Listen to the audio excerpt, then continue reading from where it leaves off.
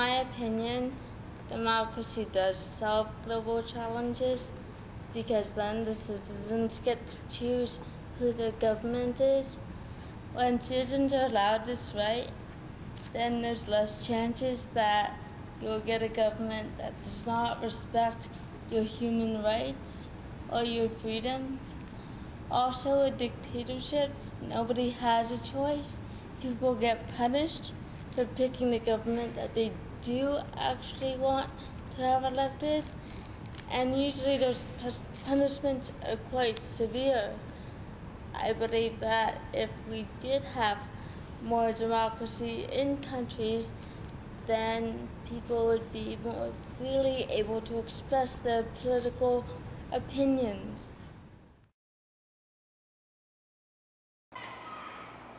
Je sais pas si la démocratie peut vraiment nous aider, mais une chose qui est certaine, c'est que ça commence d'abord par nous individuellement.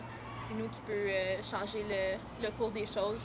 Ça l'aide d'avoir un représentant, mais je pense que ça commence d'abord par nous, puis c'est nous qui fait la différence là-dedans.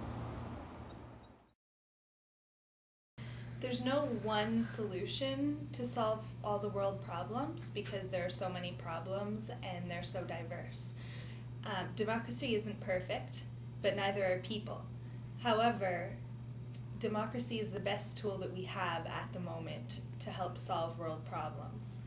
We can't use it alone, and it really depends on who is using democracy as a tool to solve the problems, because these people are the ones that make the decisions, and these people have to use it properly. It's the best tool that we have at the moment. It's not perfect, but it's all we have right now.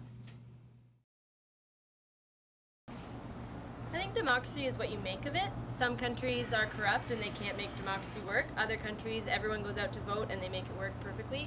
I don't think it really makes problems go away necessarily, but I think it's important that people go out and vote and make their opinions known.